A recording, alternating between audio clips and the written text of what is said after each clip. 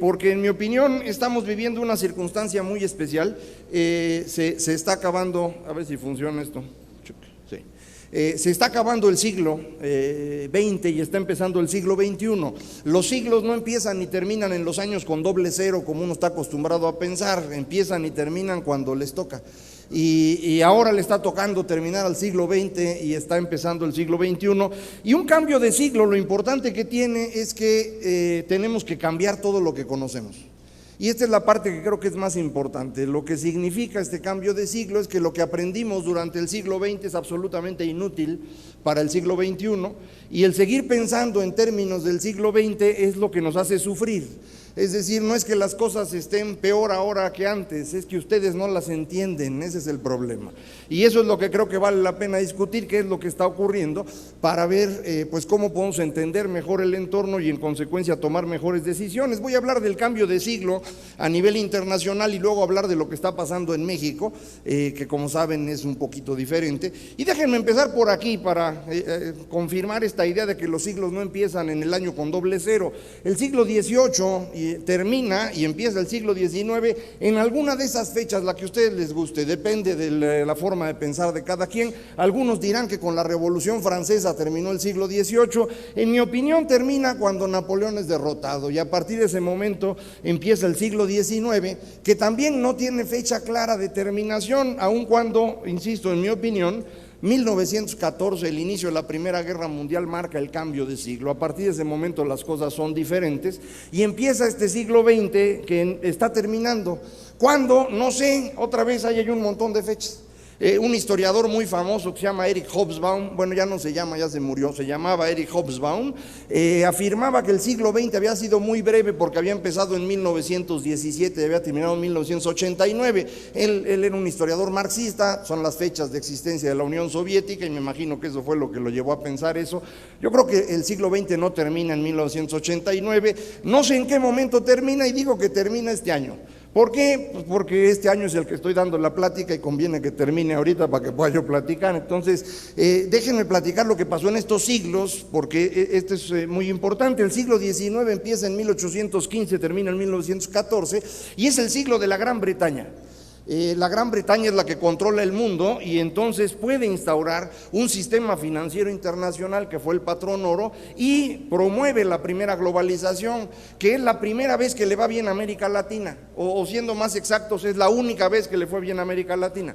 Justo en ese periodo es cuando Porfirio construye los únicos edificios bonitos que tenemos en este país. Esa fue la época que nos fue bien en México y le fue bien a otros países en América Latina, pero esto se acabó por el conflicto entre los dos países más industrializados del mundo en ese momento, un conflicto innecesario y absurdo, que creo que se puede ver mejor en esta gráfica. Estoy midiendo el tamaño de las economías con una medida muy rara. En vez de medir el PIB o cosas por el estilo, estoy midiendo cuánto contaminaban, toneladas de dióxido de carbono por persona de cada uno de los países. Reino Unido es la raya roja, Alemania es la raya negra, y la azul es Estados Unidos, que como ven crece mucho más rápido, pero está en otra parte del mundo. Inglaterra y Alemania, en cambio, están en el mismo espacio geográfico, crecen mucho, empiezan a ser del mismo tamaño y empieza la Primera Guerra Mundial. Esa es una guerra que no tenía sentido. En 1912, un periodista entonces muy famoso que se llamaba Norman Angell escribió un libro diciendo: ya no va a haber guerras. Y ya no va a haber guerras porque no tienen sentido. El tramado comercial y financiero entre los países es tan fuerte que sería un absurdo tener una guerra, todos perderían. 2 años después empieza la Primera Guerra Mundial, que como sabemos terminó hasta 1946. ¿Por qué hubo guerra? No tiene sentido. Bueno, pues es que los seres humanos no tienen sentido. Según el cuento, la Primera Guerra Mundial empieza por el asesinato del archiduque Francisco Fernando, pero eso no es cierto. Francisco Fernando tenía 80 años en 1914, si no le disparan 2 horas después se hubiera muerto igual. O sea, la guerra ocurre porque crecen mucho los países en el mismo espacio y esto lleva a tensiones que no saben manejar. Y creo que vale la pena comentarlo porque eso exactamente estamos viendo hoy entre China y Japón. las dos economías más grandes del mundo después de Estados Unidos, creciendo mucho en el mismo espacio geográfico y enfrentándose por el control de pequeños territorios absurdos, ¿no? Como ustedes saben, lo he comentado aquí en otras ocasiones, hay unos islotes entre China y Japón que Japón llama Senkaku, China llama Diaoyu, y que en este momento tienen barcos de guerra de ambos países ahí, diciéndole uno al otro, váyase de aquí, esto es territorio de mi país. La fortuna es que uno habla en chino, el otro en japonés, nadie entiende nada y no se han enfrentado, pero en cualquier momento podría ocurrir esto, y a pesar de que China vive de la inversión japonesa y Japón vive del trabajo chino, eso no es ningún obstáculo para volverse locos. Ya nos pasó una vez y creo que vale la pena tenerlo en mente, aunque, insisto, ojalá y esto no ocurra. ¿Qué pasa en el siglo XIX? Los que viven ahí creen que lo que están viendo es lo normal, la existencia de la aristocracia, el que hubiera pocas naciones en el mundo, la supremacía de la Gran Bretaña, y todo esto se derrumba con la Primera Guerra Mundial. Se acaba el poder de Gran Bretaña desde entonces, se cambia por completo la forma de vida, ya no hay aristocracia, y más importante que todo, las mujeres empiezan a entrar al mercado laboral, que esa es la gran revolución del siglo XX. Esta transformación es imposible de entender para quienes habían vivido antes de la Primera Guerra. Y todos ellos sufren muchísimo los siguientes años porque no pueden comprender qué es lo que está pasando en el mundo. El siglo XX, que empieza en 1914, y digo yo que termina ahorita, pues también es un siglo en el que ocurren ciertas cosas que uno cree que son normales. La guerra que hubo, el mundo bipolar, etcétera. Pero esto no es normal, y para poderlo ver con más claridad, pongo esta gráfica. Este es el empleo en Estados Unidos medido en millones de personas desde 1900 hasta la fecha. Y lo voy poniendo por sectores para que sea más claro lo que pasa. Vean, en la primera etapa, el campo es el gran generador de empleo, pero está perdiendo cada vez más la capacidad de generar este empleo. Y entonces todo el mundo se angustiaba y decía, esto se va a acabar, esto va a ser una tragedia, porque nadie compra cosas industriales. Lo que la gente compra es comida y ropa, y la comida y la ropa tienen su origen en el campo. Y si nos movemos a otro lado y si empezamos a vender otras cosas, el mundo va a entrar en una crisis. Y sin embargo no pasó así. Lo que ocurrió es que la gente empezó a comprar bienes industrializados que antes eran impensables. A inicios del siglo XX hay 10,000 automóviles en Estados Unidos y a nadie se le ocurrió que ese iba a ser el producto de mayor venta durante el siglo. Bueno, eso es lo que ocurre, y esto hace que las manufacturas se conviertan en el gran generador de empleo en los Estados Unidos hasta 1979. Desde 1979 en adelante las manufacturas pierden empleos. Y esto es muy chistoso porque ahora que hubo la gran recesión en 2009, empezaron a decir es que está perdiendo empleos la industria. Sí, güey, lleva 30 años perdiendo empleos. O sea, no es de ahorita. Y esto es una tendencia de largo plazo que otra vez nos hace sufrir.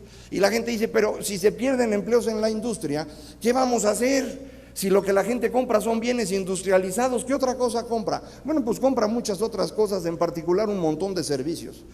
Salud, educación, los servicios de gobierno, los profesionales, los de informática, todos esos servicios generan hoy más empleos y generan mucho más valor agregado. Y el problema que tenemos es que toda nuestra forma de entender el mundo se construyó alrededor del empleo industrial. Y entonces todo lo que pensamos nosotros está construido en esa época, y esa época ya no existe, y eso es lo que nos está haciendo sufrir en este momento. Estamos cambiando lo que habíamos visto durante el siglo XX. Todo lo que vivimos en el siglo XX desaparece. Llevamos más de 30 años de transformación productiva y esos mismos 30 años de no entender nada. Y entonces la gran recesión puso en evidencia esta dificultad de entender. Y de hecho las soluciones que se le tratan de dar a esta crisis pues han resultado absolutamente inútiles. Estados Unidos ha gastado fortunas, montones de millones de dólares para que su economía se reactive a través del déficit del gobierno. Y el resultado es que el desempleo en Estados Unidos no se reduce. ¿Por qué no se reduce? Pues porque estamos en otro mundo, un mundo muy distinto. En el siglo XX, durante la economía industrial, la gente tenía empleo vitalicio. Cuando alguien entraba a trabajar, estaba 25 años en el mismo empleo. Mi papá trabajó 26 años en la misma empresa. Y así me imagino que ocurrió con muchos de los que están aquí, o de sus padres, o de quienes vivieron en esa época. Ahora un joven sabe, desde que termina de estudiar o desde que termina la prepa, sabe que va a tener 10 empleos diferentes, y entonces ya no está pensando en el empleo vitalicio. Pero en realidad eso tampoco es cierto. Lo que va a ocurrir es que ya no hay empleo. Y ya no lo va a ver. El empleo es una relación productiva muy particular que solamente existió en el siglo XX. Estamos acostumbrados a pensar en el empleo como algo normal porque lo vimos, pero no nos hemos fijado que antes del siglo XX no había empleos, nunca hubo empleos. Empezaron a aparecer en el siglo XIX, en el siglo XX ocupan el lugar preponderante como relación productiva y están en el camino de salida. Se acabó el empleo. Eso no significa que no haya espacio para producir y generar valor, simplemente esta relación subordinada por un cierto tiempo, etc., eso ya desapareció y se va a ir acabando cada vez más rápido. Y el problema es que alrededor del empleo construimos todo. Todas las prestaciones que damos las asociamos al empleo. Y entonces los derechos de salud o los derechos de seguridad social están hechos alrededor del empleo. Y si ya no hay empleo, pues entonces ya no puede haber prestaciones.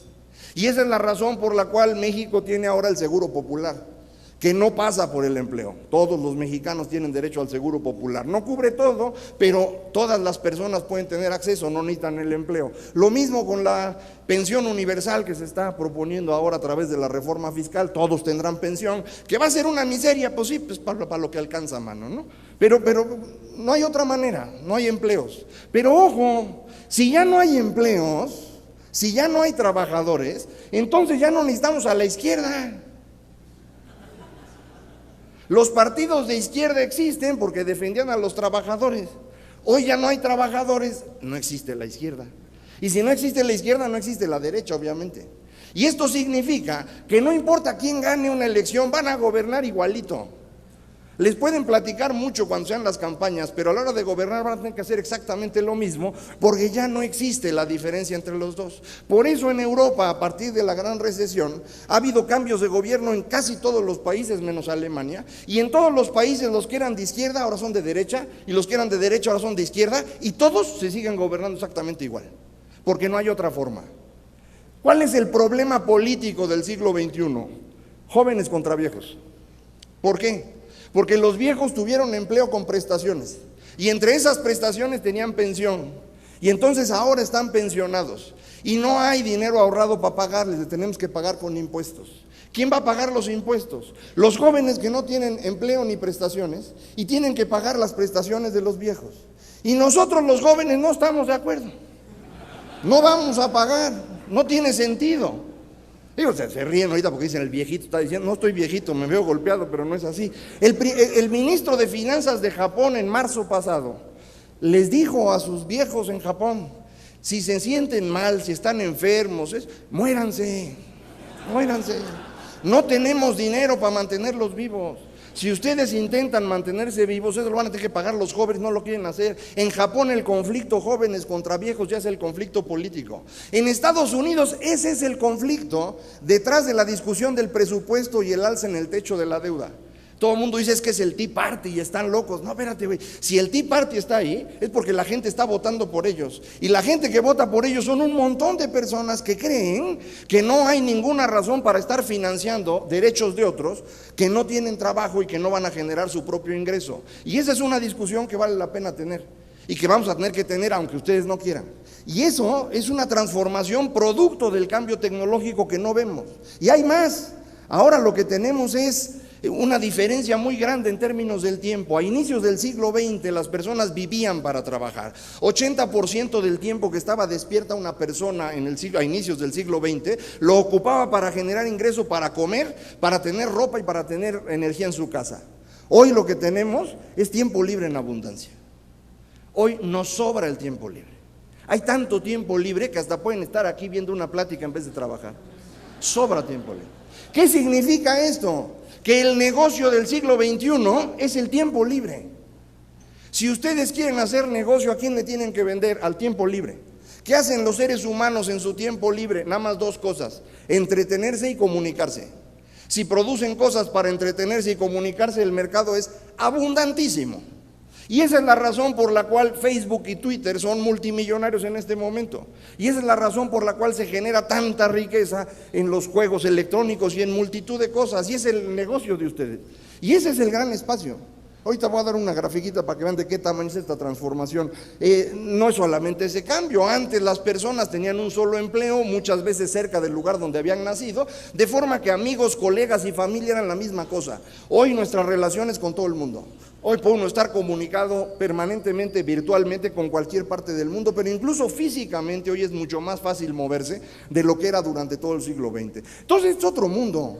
Para que me crean lo del asunto del tiempo libre, porque no es tan claro, voy a poner algunos datos más, porque estamos cambiando todo. El viejo arreglo en el que vivimos, lo que conocimos durante el siglo XX, es insostenible y hay que transformarlo. Y no es nada más el asunto económico o productivo, es la política, es la sociedad, es todo. Y los cambios más importantes que estamos viviendo son estos: la revolución energética, la recomposición global producto del cambio tecnológico. Ya hablé de China y Japón, pero voy a hablar un momento más algo adicional, y el tiempo libre. Estas son las tres tendencias que me parecen más relevantes en este momento del cambio en el mundo. Déjenme empezar por la revolución energética. Esos son los tres países que más petróleo producen en el mundo: Arabia Saudita, Rusia y Estados Unidos. La gráfica es de 2008 en adelante, no es de 100 años como las otras, ¿no? En estos últimos 5 o 6 años, Estados Unidos ha incrementado su producción de 9 a 12 millones de barriles diarios y hoy es el país que más petróleo produce en el mundo. Esto es producto del cambio tecnológico, porque Estados Unidos está produciendo un petróleo que ya existía pero que no había manera de obtener y que ahora sí puede hacerlo. Y entre Estados Unidos y Canadá han transformado por completo su mercado. Este es el saldo, o el déficit, si lo quieren ver así, de petróleo que tienen Estados Unidos y Canadá, medido en millones de barriles diarios. A inicios de los 80 importaban 4 millones de barriles y de ahí se fueron a importar 12 millones de barriles diarios en el 2005, justo cuando empieza la revolución shale. Y esta gran transformación tecnológica que permite obtener petróleo de donde antes no había, les ha permitido moverse hasta tener ahora importaciones de solo 4 millones de barriles nuevamente. Pero si siguen la tendencia, que es una tendencia más o menos clara, en 2015 Estados Unidos y Canadá son autosuficientes en producción de petróleo. Si Estados Unidos y Canadá son autosuficientes en producción de petróleo, el juego cambia. Los que les vendemos petróleo a Estados Unidos ya no le vamos a vender. Y vamos a tener que conseguir algún tarugo que nos compre, y no abundan.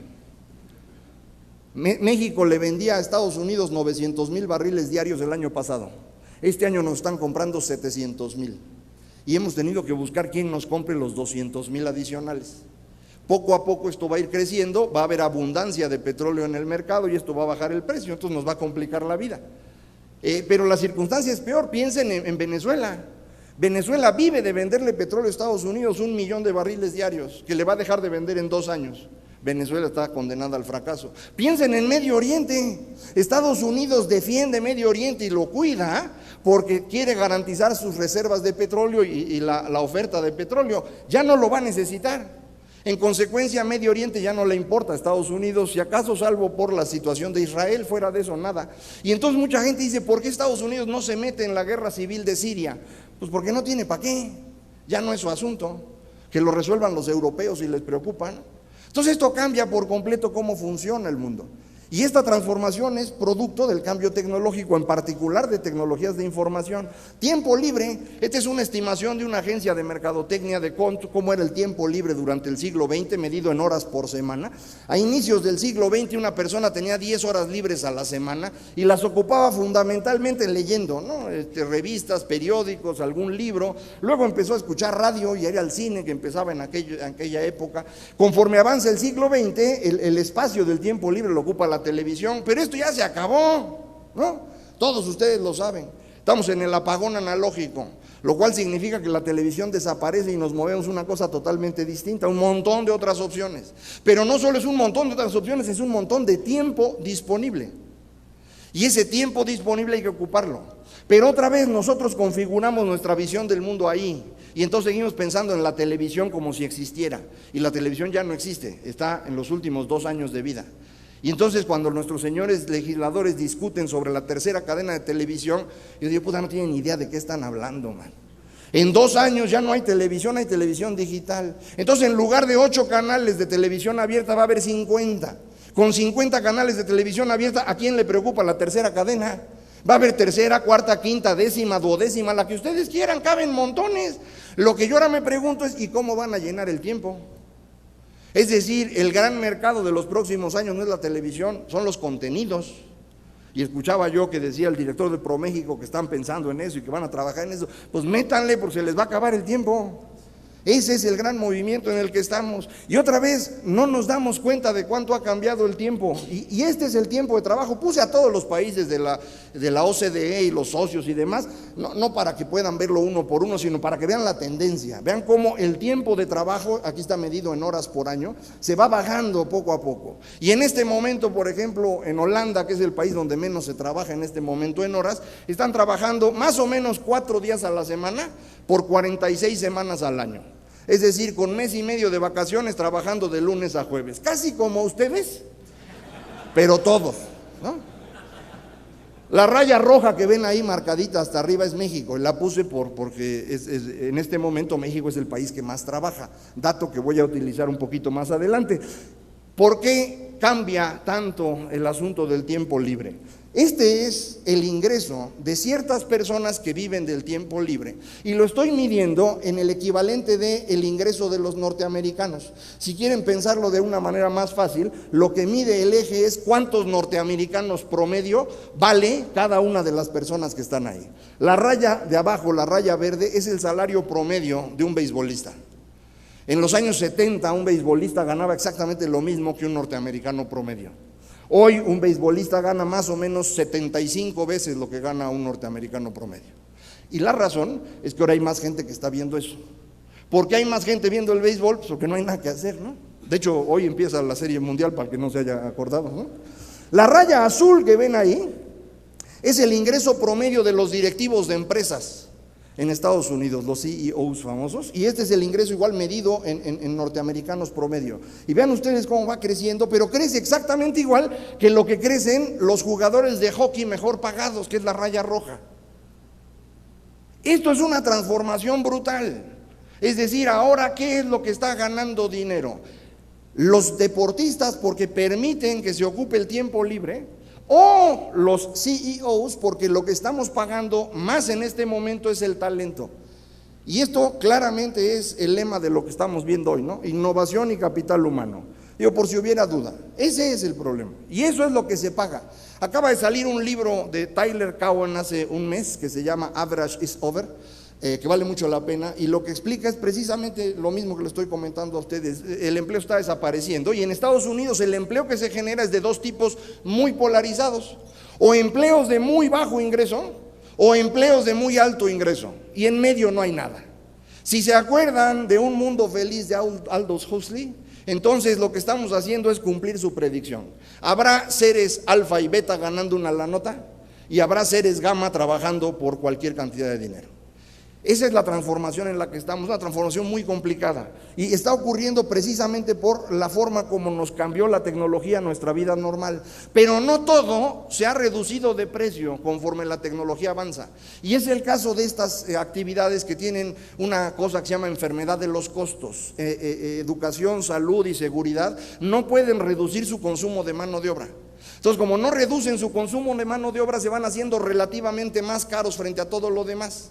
Y el problema con estas tres cosas es que durante el siglo XX decidimos que estas tres son derechos y en consecuencia las va a pagar el gobierno. Y entonces el gobierno tiene que pagar educación, salud y seguridad, que cada vez cuestan más. Y el problema que ustedes conocen es que no hay con qué pagar. Y entonces aquí hay tres soluciones que en serio hay que discutir, independientemente de lo que pase con la reforma fiscal, etcétera, que también platicaré algo adelante. Esta es una discusión del siglo XXI. ¿Qué vamos a hacer? Solución 1.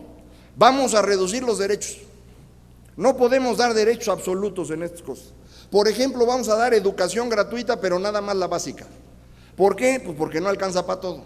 Entonces, los que quieran educación más arriba de la educación básica tendrán que ganársela. ¿Cómo? No sé, ahí inventaremos formas, ¿no? Puede haber becas, puede haber ingresos de sus familias, lo que ustedes quieran, pero no las vamos a poder pagar porque no alcanza. En México, por ejemplo, la cantidad que pagamos por educación superior cuesta muchísimo más que lo que pagamos por educación básica, medido por persona o por hora o por lo que quieran. Y a mí no se me ocurre como para qué, ¿no? Siempre se enojan conmigo, sobre todo los de la UNAM, que digo esto, pero yo no entiendo por qué. No veo ninguna ganancia social, no la veo. Ellos sí la ven, obviamente, porque de eso viven, pero yo no. Y me imagino que ustedes tampoco, si lo ven con un poquito de seriedad. Salud. ¿Qué hacemos con salud? No hay manera de dar servicios de salud absolutos. El Seguro Popular garantiza problemas de salud en las enfermedades catastróficas, que son las que pueden destruir el patrimonio de una familia, pero no cubre todo lo demás, porque si cubriera todo lo demás no hay dinero que alcance. El Seguro Social es un buen ejemplo. Si ustedes van al Seguro Social, los van a atender de cualquier enfermedad que tengan. El único problema es que van a tener que hacer cola. ¿Por qué? Porque el Seguro Social no tiene suficiente y entonces tiene que racionar sus recursos. Y como no puede racionar por precio, como se hace en el mercado, tiene que racionar por cantidad. Y entonces lo que hace es, ahí fórmense. Entonces ustedes llegan y dicen, oiga, tengo un cáncer en el páncreas, me urge una operación. Sí, señor, lo programo para el próximo junio. Oiga, no manchen, voy a morir. Mejor, señor, me ahorro la operación, vamos. Entonces no podemos dar derechos absolutos, aunque se oiga gacho. Lo tienen que discutir porque si van a querer que los derechos sean absolutos, entonces van a tener que pagar, ¿eh? Y la cantidad que van a tener que pagar no se compara ni cerquita con el drama que han hecho por el peso del refresco y que por el 5% de no sé qué. No manches, maestro, no se quejen así. ¿Saben cuánto cuesta esto? Voy a poner una gráfica al rato para que vean de qué tamaño es el problema que tenemos, pero lo pongo en términos de lo que pasa en el mundo civilizado. México gasta 6 puntos del PIB en salud. Los países civilizados gastan 12 y Estados Unidos gasta 17 puntos del PIB en salud. Y lo único que va a pasar en el futuro es que eso va a crecer. ¿Por qué? Por la enfermedad de los costos. Entonces, hay que tener claro de qué tamaño va a ser el problema y si no van a querer pagar 17 puntos del PIB de impuestos nada más para salud, entonces reduzcan los derechos de salud. Pero no pueden tener las dos cosas al mismo tiempo, a menos, ahora sí, que lográramos usar menos mano de obra en educación, en salud y en seguridad, pero no se ha podido. En educación hay mucho avance, ¿no? También comentaban hace un momento de este reportaje de Wired sobre el news Steve Jobs y los sistemas de educación con cómputo. Suenan muy bonitos, pero todavía no funcionan lo suficiente. Es decir, no puede uno meter 30 millones de personas en un sistema de estos todavía que funcione bien. O en salud, ya hay operaciones robóticas, ¿no? Unas personas en Estados Unidos pueden estar operando a una persona en el Congo. El único problema es que tienen abierto ahí al señor del Congo, le están haciendo operación de corazón abierto y se va la luz. Entonces tienes que tener un grupo de cirujanos ahí en el Congo para atender al negrito por si se va la luz, ¿me explico? Entonces no ahorras nada. Todavía no logramos esto. Si no lo logramos, la cantidad de dinero que esto se va a llevar es una cosa espectacular y no lo tenemos pensado. Entonces el mundo está cambiando. La economía industrial ya no existe, lo cual no significa que no estemos creciendo, está creciendo el mundo, nada más que lo medimos mal porque no hemos aprendido a medir estas cosas. Y además no estamos generando empleos ni los vamos a generar. El tiempo libre es el espacio de mayor negocio que yo percibo hacia adelante y tenemos el mayor riesgo en la enfermedad de los costos. Hay esta transformación en términos globales de China, Japón, el Medio Oriente, etcétera. Esto es lo que pasa en el mundo. Ahora, ¿qué pasa en México? En México, como saben, vivimos en otro planeta, ¿no? Acá no hay revolución energética, a duras penas estamos haciendo el apagón analógico apenas, no hay banda ancha que funcione, ¿no? Entonces, ¿qué es lo que pasa? Pues que en México, como en el resto de América Latina, llegamos tarde y entonces tenemos que ir encimando las cosas. Teníamos una economía tradicional y le tuvimos que encimar la economía industrial. Y luego tuvimos que encimar la economía del conocimiento. Y ahora hay que encimar la economía del tiempo libre. Y entonces son 4 dinámicas distintas en un mismo espacio y es muy difícil administrar esto. Y entonces sufrimos. Y sufrimos más cuando medimos las cosas. Este es el crecimiento económico en México desde 1994. El promedio por sexenio es este. Con Cedillo crecíamos arribita de 3, con Fox crecíamos arribita de 2, con Calderón ya crecíamos abajito de 2, y ya no pongo a Peña porque andamos en 0, ¿no? Entonces cuando lo ve uno así dice, puta, este país ya no tiene remedio, es una tragedia. Es un problema de medición, estamos midiendo mal, medimos por sexenio, otra vez, eso es del siglo XX. Ahora ya no tiene importancia quién gobierna en este país, ya se nos olvidó, el presidente no tiene ningún poder en México. Lo perdió desde 1997, no este presidente, la institución presidencial. Entonces lo que tenemos que medir es otra cosa y creo que esto puede ayudar. Este es el saldo comercial de México y voy a poner las actividades que más generan dólares y que más nos cuestan en dólares. El petróleo es uno de los que más dólares generan y nos gastamos esos dólares en comprar plásticos, calderas, material de fundición, etcétera. Teníamos otra fuente importante de ingreso que era la maquinaria eléctrica, pero se nos vino abajo desde 2009, no se ha recuperado. Y entonces el gran campeón de ingresos de este país es esta rayita azul, la exportación de automóviles. Ese es el mercado del que estamos viviendo. Entonces déjenme medir la economía mexicana utilizando a los autos como referencia. Esta es la producción de autos en México desde que los estamos produciendo, desde ¿qué año fue? Los años 60. Vean cómo para producir el primer millón de autos nos echamos casi 40 años. Pero entonces llega el Tratado de Libre Comercio y con el Tratado de Libre Comercio cambia la pendiente. Y el siguiente millón de autos tardó 10 años. Pero entonces en 2001 hay recesión en Estados Unidos y China entra a la OMC. Con la recesión en Estados Unidos las empresas deciden dónde van a mover su producción y en ese momento China entra a la OMC y dicen vámonos a China. Y entonces llevan toda la industria estadounidense a China y la industria de México también se la llevan a China. ¿Se acuerdan del Silicon Valley mexicano en Guadalajara en 2001? Que en 2002 ya no existía. Esa es la razón, se lo llevaron todo. Pero en 2009 vuelve a haber una recesión y otra vez los gringos vuelven a pensar dónde ponemos la producción y entonces voltean a China y China ya está muy caro, China tiene problemas financieros, China tiene problemas políticos, dicen viene de regreso y regresa a la industria a Estados Unidos y regresa a México y el siguiente millón de autos lo hicimos en menos de 4 años. Entonces esto es lo que nos indica el crecimiento de México. Si lo medimos así todo es distinto. Vean, México crece desde que se firmó el Tratado de Libre Comercio a que entró China a la OMC más del 4% anual. Con China en la OMC y nosotros fuera menos de 2%. Pero regresa la crisis en 2009 y vuelve a llegar la inversión a México y volvemos a crecer arriba de 4%. Entonces, ¿qué determina el crecimiento de México? El crecimiento de México lo determina el resto del mundo. Y entonces lo que nosotros tenemos que hacer es estar listos para lo que está pasando en el resto del mundo. No estar pensando en nuestro ombligo como estamos acostumbrados. Y es que vamos a hacer esto. Espérate, güey, ¿a quién le importa lo que vas a hacer? Vamos a ver qué están haciendo los demás, a ver de dónde nos colgamos. Porque eso es lo que mueve a la economía mexicana. El Tratado de Libre Comercio nos permitió entrar. La entrada de China a la OMC nos frena. La crisis de 2009 nos permite otra vez incorporarnos. Entonces, esto es lo que tenemos que hacer. ¿Qué podemos hacer para aprovechar mejor estas oportunidades? Bueno, la clave es que tenemos que ser productivos. Eso es todo. Y por eso ponía yo la gráfica de cuántas horas se trabajan. Los mexicanos trabajan muchísimo, más de 10 horas diarias trabajan las personas en México. Y el problema es que en esas 10 horas diarias no producen nada. Y entonces no se puede resolver el problema. Y entonces mucha gente sigue pensando que los mexicanos son flojos y por eso no avanza el país. No es cierto, los mexicanos no son flojos, los mexicanos son inútiles, que es una cosa totalmente distinta. Y entonces hay que resolver el problema correcto. ¿Por qué no competimos bien? ¿Por qué no somos productivos? Pues porque no hay competencia en México. Y sin competencia no hay productividad. La educación es absolutamente inútil para la productividad. Y el capital, la inversión es inútil para la productividad. Lo que los hace útiles es la competencia. Es cuando siente uno al competidor respirando junto, que entonces empieza uno a hacer las cosas bien. Y en ese momento la educación, el capital y todo lo demás se vuelve muy útil. Todo eso es importante, pero solo funciona cuando hay competencia. ¿Qué necesito para que haya competencia? 3 cosas elementales: terreno parejo para que todo el mundo pueda competir, si no, no hay competencia; derechos de propiedad claros, porque si no, ¿sobre qué competimos? Y meritocracia, es decir, que la gente sea juzgada por sus resultados y no por dónde nació, familiar de quién es o de qué color trae la piel, que es como le hacemos en México. Entonces esas 3 cosas hay que hacer. Y no las estamos haciendo, y este es nuestro problema más importante. La trampa en México es que en México no hay ley, y como no hay ley, los poderosos no los podemos controlar, y los poderosos se dedican a vivir de ustedes. Cada vez que enciende un aparatito no funciona, el gordo junta una lana, ¿no? Ese es un problema. Ese es un monopolio que está juntando dinero con el trabajo de ustedes. Y lo mismo los líderes sindicales.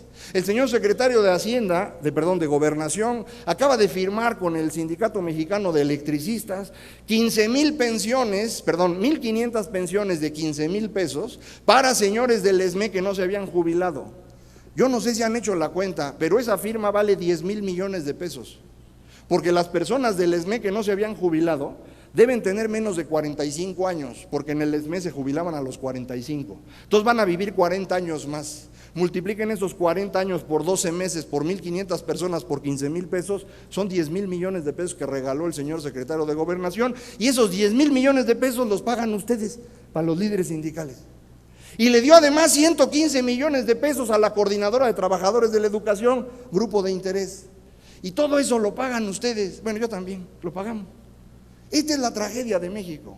Y cada vez que quiere uno meter en orden estos miserables, se defienden. Va uno contra los monopolios, somos la industria nacional, quieren vender la patria, el gobierno está en contra de los empresarios. No, maestro, queremos empresarios. Lo que no queremos son parásitos, como los que tenemos en México durante todo el siglo XX. Acuérdense, todas las grandes empresas, grandes, de este país, se hicieron por su cercanía con el poder. Y ninguno es empresario, Así les dicen, pues es como decirles cualquier otra cosa, ¿no? Los sindicatos, va uno contra ellos, es que defendemos los derechos de los trabajadores.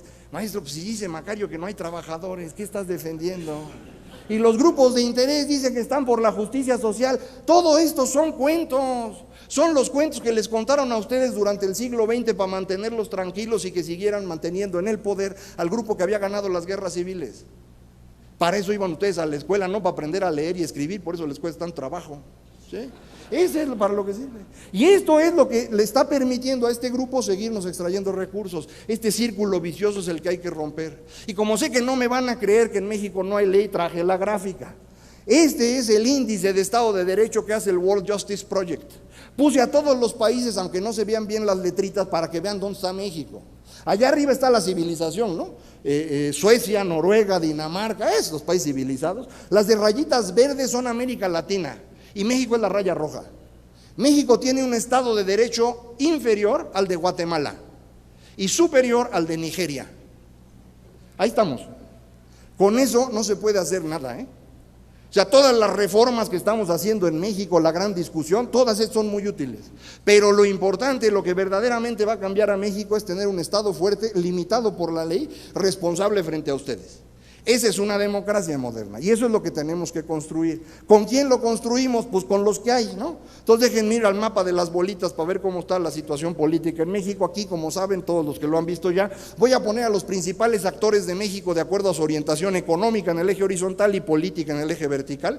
En el eje horizontal están de este lado los que creen que el Estado es el que debe dirigir la economía y hasta allá los que creen que el mercado es el que resuelve los problemas económicos. Y en el eje vertical, conservadores y liberales en el sentido clásico del término. Conservadores, quien cree que el Estado debe intervenir en la vida privada de las personas. Liberal es el que cree que cada quien debe hacer lo que le dé la gana. Y voy a poner en el centro al ejército, porque están armados. Y yo con gente armada no discuto, y dije, si los pongo en otro lado, capaz que se enojan, no me la voy a acabar. El otro actor armado es el narco, que no va a aparecer. Yo sí quería que apareciera, lo puse por aquí y por allá, y en todos lados se veía bien. Y entonces llegué a la conclusión de que el narco no es un actor político, es una impureza. Está en todas las pelotitas en mayor o menor medida, pero averiguar eso sí ya es dañino para la salud, entonces yo no lo voy a hacer. Este es el PRI en varias pelotitas, el presidente Peña Nieto, todo el viejo PRI lo puse aquí en una pelotita. Los tecnócratas, que sigue usando las siglas de Miguel de la Madrid, que fue en el sexenio en el que se formaron. Manlio Fabio Beltrón es probablemente el político más importante que tenemos después del presidente hoy. Y los vicepresidentes, como les dicen, ¿no? El señor Osorio Chong y Luis Videgaray. El PAN en tres pelotitas. El Yunque, no sé si existe el Yunque o no, pero así le dicen, es la derecha del PAN. Gustavo Madero está ahorita asociado con ellos. El grupo del expresidente Calderón. Y este es el de Panistas por México que acaban de abrir. No sé si va a funcionar, son los exgobernadores con la señora Josefina y demás. Ahí los pongo a ver qué pasa.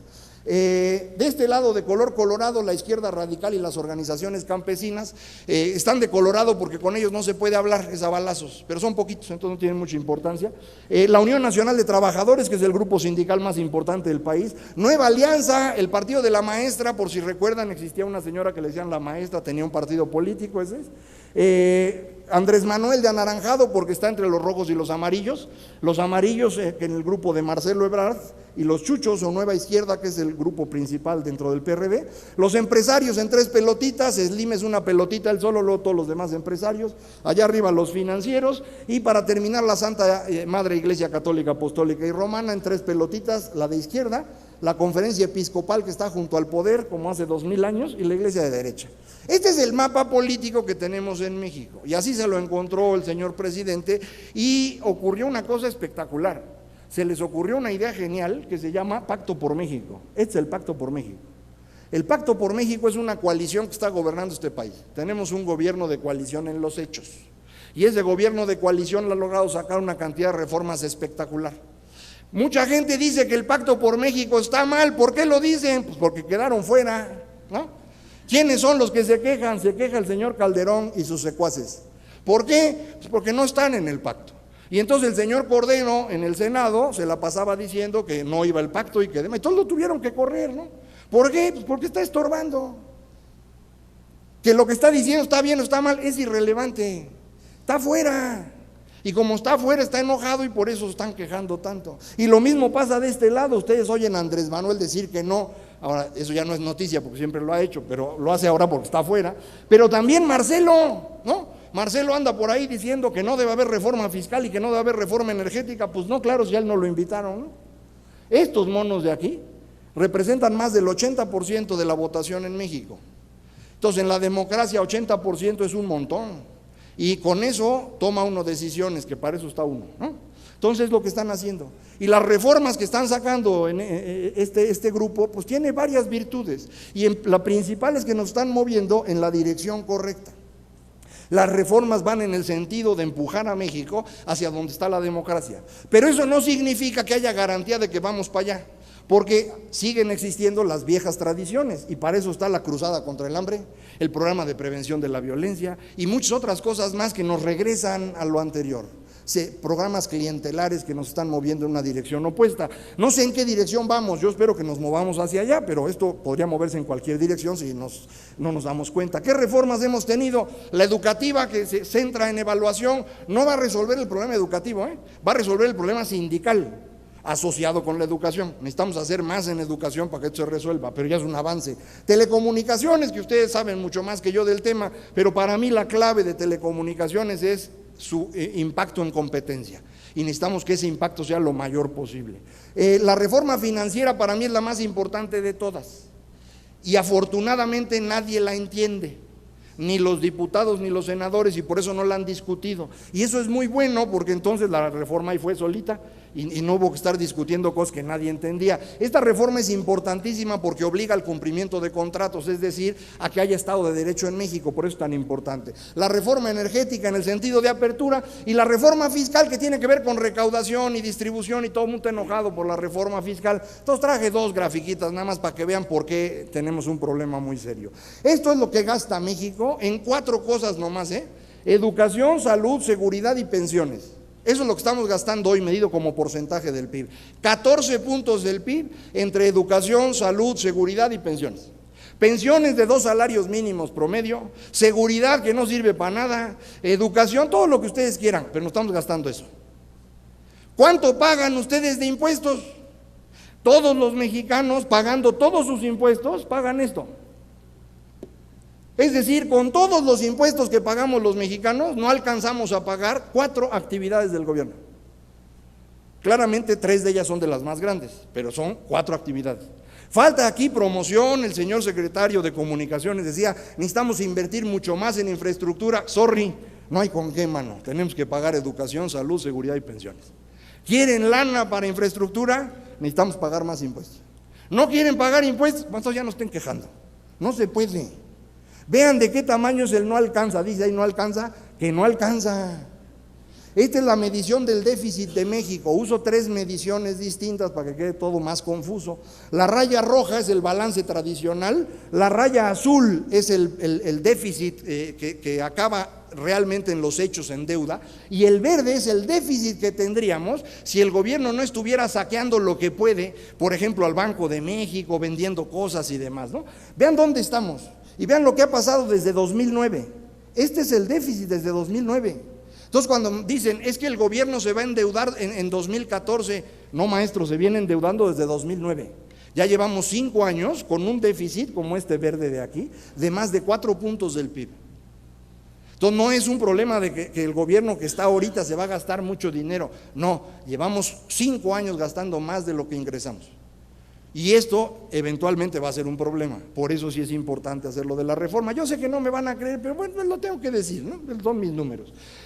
¿Qué ha pasado en México? Pues en México hemos logrado una gran maravilla. A partir de 97 cambió todo. El presidente empezó a perder poder, esto permitió el equilibrio con los otros poderes y esto nos ha permitido también que empiece la ley en México y empiece la rendición de cuentas. El problema es que al mismo tiempo hubo algunas cosas que empezaron mal. Al no existir el gran poder presidencial, entonces los gobernadores se volvieron locos y ahora es un problema los gobernadores. Y también empezaron a notarse carencias que traíamos desde siempre y que no habíamos visto, como la inseguridad. Y se independizaron los poderes fácticos, ¿no? Los empresarios monopólicos, los líderes sindicales. Por eso es tan importante que hayan metido al Ballester al bote, porque ahora todo líder sindical y todo empresario monopólico está más dispuesto a negociar, porque si no negocia, lo van a mandar al bote, a la misma celda del Ballester, ¿sí? Entonces eso sí amenaza a cualquiera. México está frente a una oportunidad espectacular. China está en problemas muy serios y lo va a estar durante toda la presidencia de Xi Jinping, o sea, de aquí a 2023. China no va a tener muchas posibilidades. Digo, no va a dejar de ser un país grandote y todo lo que ustedes quieran, pero ya no va a ser la maravilla que fue, lo cual implica que Brasil está en problemas serios. La India, como saben, está en una situación todavía peor, está en una crisis bastante seria. Entonces, hoy México es una oportunidad. Y esa oportunidad que tiene México la tenemos que aprovechar moviéndonos en la dirección correcta, que son estas reformas estructurales que decía yo, pero sobre todo es este cambio a que haya ley en nuestro país, porque eso nos va a permitir salir de la trampa de ingreso medio en que estuvimos durante todo el siglo XX, y entonces vamos a podernos mover en la dirección correcta. Estamos frente a un mundo diferente, el siglo XXI es diferente, no es peor, es diferente, y hay que entenderlo para poderlo aprovechar. México tiene grandes oportunidades, pero tiene que aprovecharlas, tiene que tomar decisiones para eso. Y lo mismo ocurre para todos los empresarios.